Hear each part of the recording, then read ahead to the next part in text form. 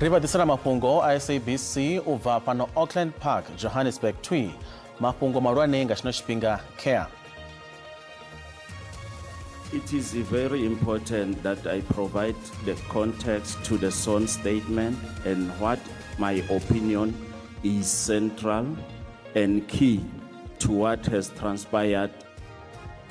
Polisi wa mkanoni oimiso umshumoni vo samkeli somlochwa vodibona za ka komiti ya parliamenteni. You say in so many words, at the time, reference was to the other faction. How does that suddenly change? I don't understand. Muulwane wa chigwada cha mapolisa china chasadzulusa vuchinyi hotodzanyiwaho woimiso umushumoni vo Richard Shibiri voibudziseswa ka commission ya madlanga. You are facing 47 counts of offenses. Muwerwa wa bufumi na butihi ka mulandu wa mabulayo uitera wana mbuyero ya ndinda khombo ya rufu na bufura vodibona za khoti ya Polokwane vunduni la Limpopo. Nda ndimadekwana ndine Chanduko Ligege. Rivadisana mapungo pano ka SABC 2, SABC Plus na Kali Haye. Lolibo shiro hwayani ngaribe rothe.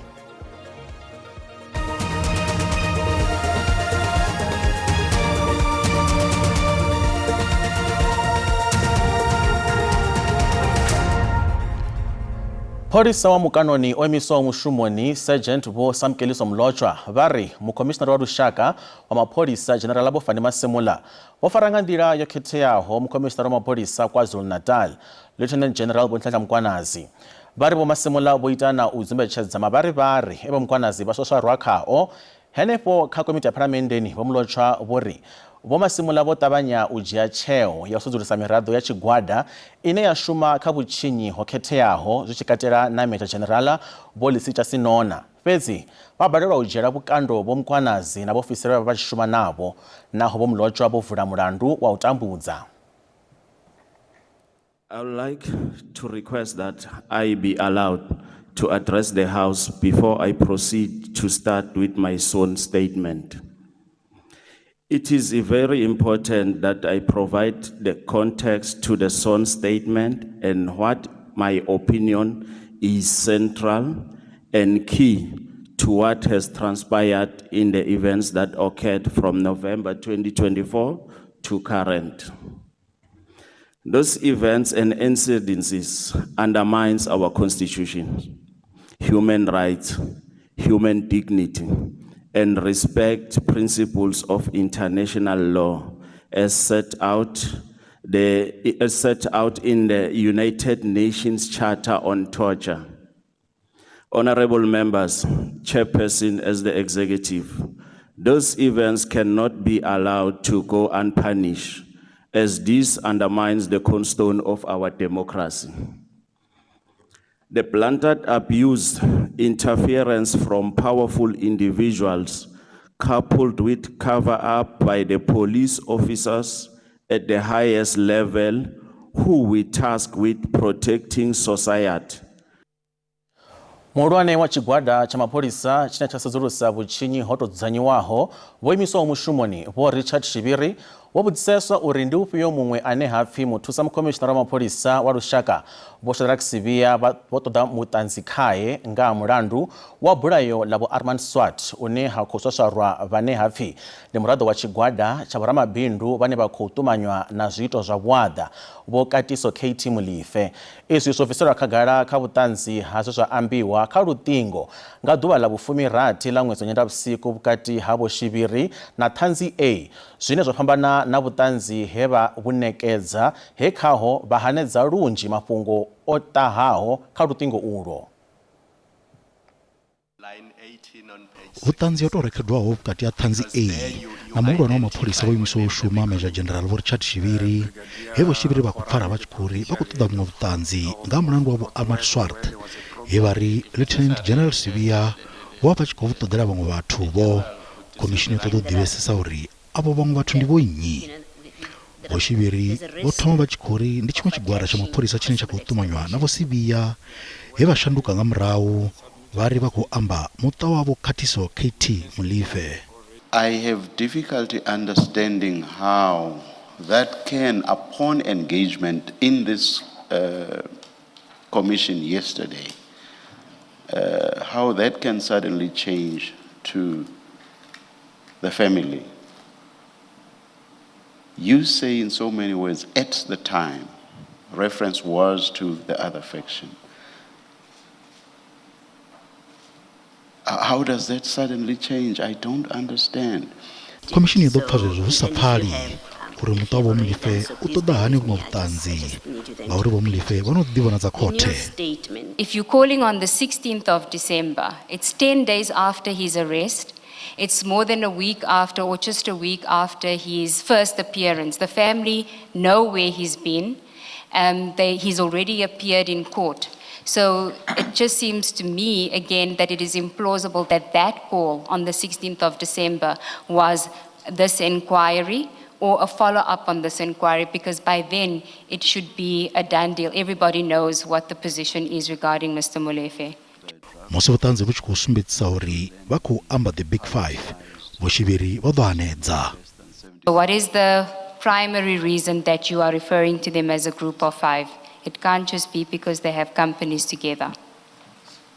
I'm saying they were a group of 5 partners, according to information, and that is what I said even today, to say information I got that the arrested person, he was belonging to the group of the deceased, and they were about 5, they are having also companies. Dzulo la komishini ḽi kha ḓi ya phanḓa.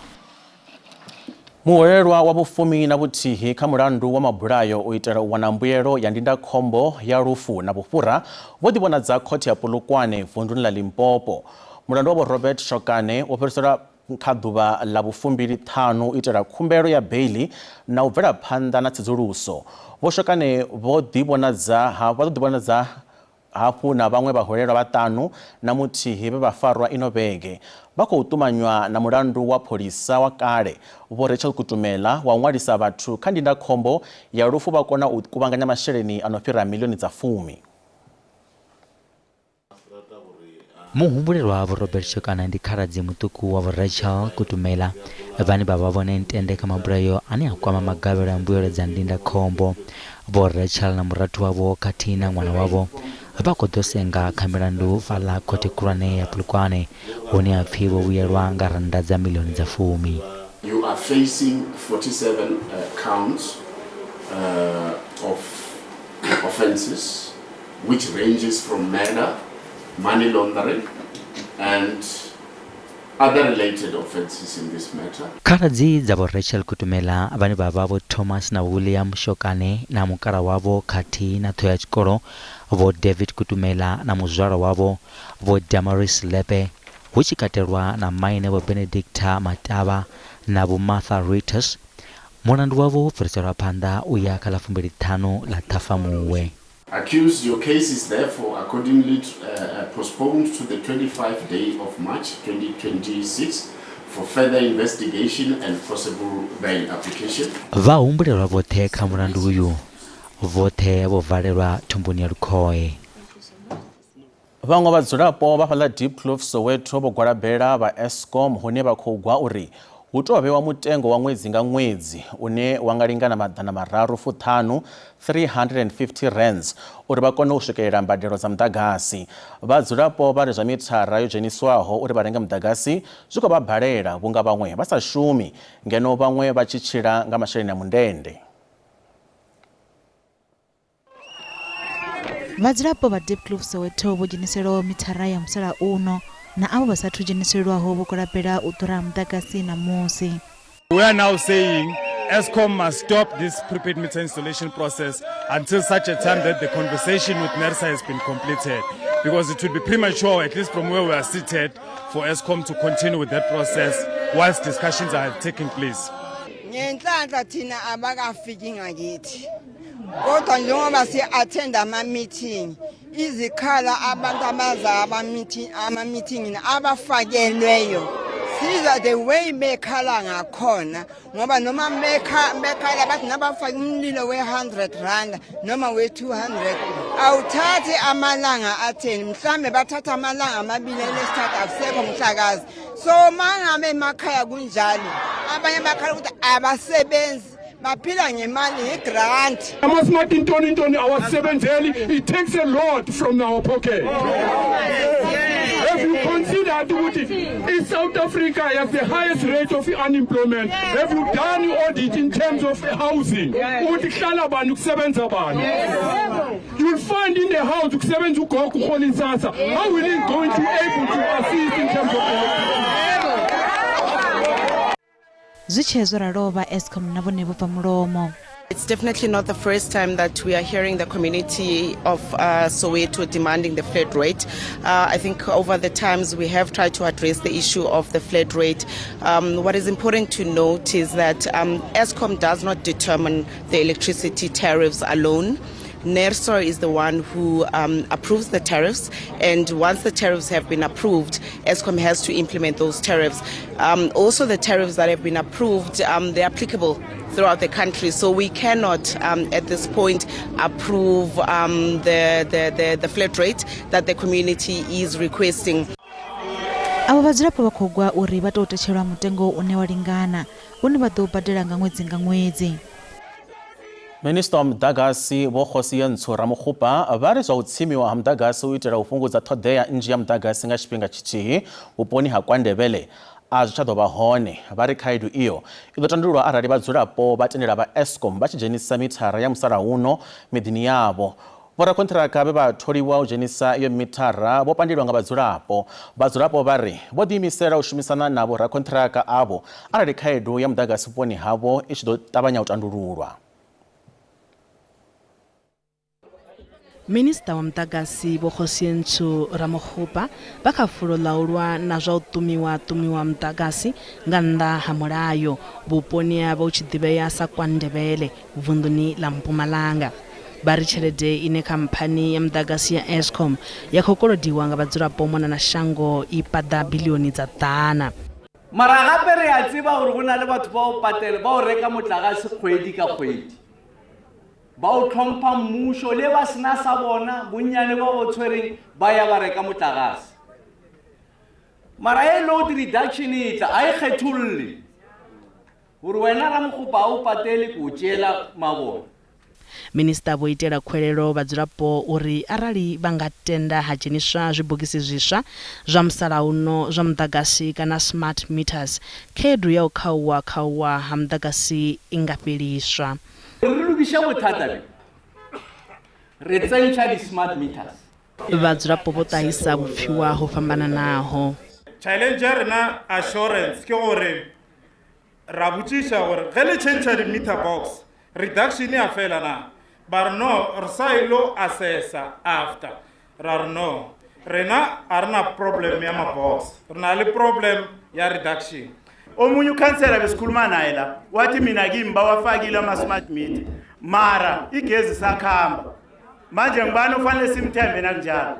Vho Ramokgopa vha ri khabinete i khou lavhelesa nḓila ntswa dza u bveledza mudagasi sa iṅwe ya nḓila dza u fhungudza u ṋaṋa u engedzea ha masheleni a mbadelo dza mudagasi.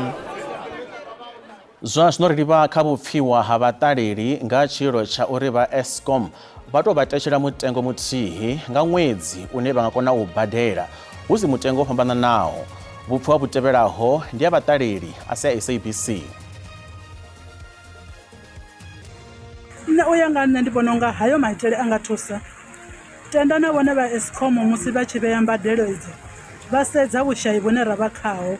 Hu sa tou ri vhulaya u fana na musi ri tshi khou renga mudagasi u tshi khou ḓura ngaurali ngoho zwi nga thusa. Nṋe ndi vhona unga zwi nga thusa ngori na mudagasi yashu i vha i khou ḓura, dzi units dza hone dzi fhasi ende vhunzhi ha vhathu ri sa khou shuma. Ndi khou pfa uri ndi fhungo ḽa vhuḓi nga maanḓa ndo sedza uri mudagasi muṅwe na muṅwe u khou lila ngawo a huna ane a khou swikelela ndi ane a khou ḓikona. Riṋe vhashayi ro sedzesa riṋe vhashayi ndi sokou pfa uri havhe welo game ri ḓo kona u swikelela uri ri kone u shumisa vho mudagasi u fhedza vho ṅwedzi ngauri ndi hezwi vhune vha vhona uri vhaṅwe vha kombetshedza u renga midagasi i si yone vhaṅwe vha ita zwiḽa zwo no tou pfhi ku bridge. Vha songo ṱutshela kule ri a vhuya zwene zwino.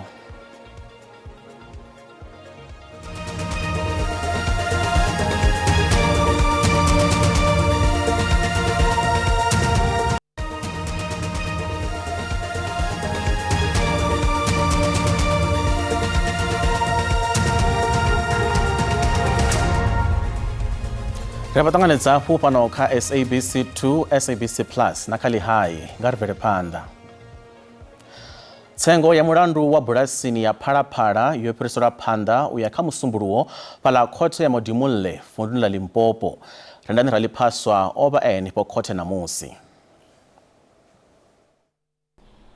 Ndizwano tsengo yotswa masheleni a dolara za zwigidi zwa madana matano na fumalo bulasini ya President Vho Ramaphosa ngei Vilavila yo bvela phanḓa na musi khothe ya dzingu ya Modimolle he ra vhona muṱoḓolisi wa mulandu vha tshi khou ṋea vhuṱanzi siani ḽa zwitatamennde kana vhuṱanzi he ha ṋeiwa nga iṅwe ṱhanzi. Iyo ṱhanzi yo ṋea vhuṱanzi vhu sa fani fhano khothe hu tshi vhambedzwa na kha vhuṱanzi he vha a vhu ṋea kha tshitatamennde. U amba zwinzhi ri na NPA muambeli wa NPA pano vunduni Vho Mashudu Malabi ri khou vha ṱanganedza kha SABC a ri ambe nga zwe zwa bvelela namusi vha ngo angaredza uri ndi mini zwo bvelelaho nahone vhone vho vhona hu tshi khou itea mini. Ndi zwone muṱoḓolisi wa mulandu vho ḓa phanḓa ha khothe vha tshi khou ṋekedza vhuṱanzi vhune ha vha kha tshitatamennde tshe vha tshi dzhia kha muṅwe wa vhathu o ḓo shuma u tshimbidza avha vhahumbulelwa na vhaṅwe vhane a vho ngo tsha konadzea uri vha fariwe nga tshino tshifhinga musi a tshi khou ḓo vha tshimbidza u bva he vha vha hone a vha isa bulasini ya Vilavila na musi vha tshi dzhiwa u bva Vilavila vha isiwa Gauteng u bva hanefho vha dovha vha dzhiwa vha ya Rustenburg vha dovha hafhu vha bva Rustenburg vha vhuya Gauteng he vha khou vha tshimbidza hone vha tshi khou renga dzigoloi dzo fhambananaho. Vhuṱanzi ovho ho ḓo ṋekedzwa nga ṱhanzi ya muvhuso ane vha vho Willard Takano tshifhingani tsha mathomoni vho ṋekedza vhuṱanzi ho liana vhukuma na statement tshe vha vho tshi ṋekedza mapholisa vha ḓo fhedza hafhu vha tshi vhidzwa khothe uri kha vha ḓe vha ṋekedze vhuṱanzi havho ha vhukuma ha tshentshiwa. Zwino pholisa heḽo namusi ḽa ḽi khou sumbedzisa kana u dodombedzwa uri vho Willard vho sumbedza uri vho fhedza vho ṋewa zwiṱeki zwi swikaho zwiraru zwa dzi dolara dza Amerika hune tshiṱeki tshithihi tshi vha tshi na tshelede ine ya swika 10,000 US dollars vha dovha hafhu vha badelwa na iṅwe tshelede ine ya swika 7,000. Ndi khou livhuwa avho ndi muambeli wa NPA fhano vunduni Vho Mashudu Malabi vha tshi khou amba zwinzhi nga zwi zwa bvelela na musi khothe.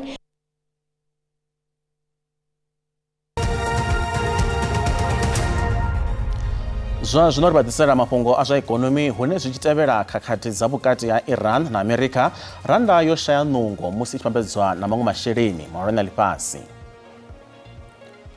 Dolara ndi 16.83 cents, bondo 22.31 cents, euro 19.31 cents, pula 1.17 cents. Mikopo ya JSE i fhasi. Kha zwibveledzwa musuku ndi $5,039, platinum $2,040, oli songo kunakiswaho $100.30 nga faki. Timu ya Proteas ya bafumakadzi yo gumutana na New Zealand kama kaula chele ya tournament ya alfasi ya T20 ngei Dubai nga gidimi lifumbili ina ya New Zealand lafenya roto thoma nga mingidimo ya furaru mbili. Tuwi Tryon uri onosharuka zwinji ubva nga icho chifhinga. Proteas zwino yosedzesa kha u khwinisa kushumele kwa vhuḓi musi yo delwa nga Pakistan. Last time we played New Zealand, obviously World Cup final, which is, pretty heartbreaking for us. And yeah, like I said, it's been a while since we've been here, so playing them in their backyard is never going to be easy. But I think we still come off a really good series against Pakistan. So I know they've just been off a high as well against them. So yeah, it's going to be really good for two big teams to be playing each other in here as well. So it's going to be really exciting. Proteas yofenya Pakistan kha mitambo yothe ya ODI na T20 pano hayani. Proteas yokonovya chikoro cha nthesa kha ODI ya bafumakadzi. Ya kunoswikisa migidimo ya madana mararu furatini nthihi kha mutambo wa Kandrofala Centurion. Musoto sala fedzi miṅwedzi miraru ro livha tournament ya alfasi ya T20 ngei England na Wales. Proteas ikuti yoshume yo khwaṱhisa kha mitambo iyi sa tshipiḓa tsha ndugiselo. Probably just worried about how we're going to play and the brand of cricket we want to play. I think we've had some really good things in the Pakistan series. Still areas to improve on, but yeah, it's going to be really good to have 5 T20s here, especially with the World Cup around the corner. We want to get building blocks, and I felt like it's a fresh start now. It's going to be a fresh series, so really exciting.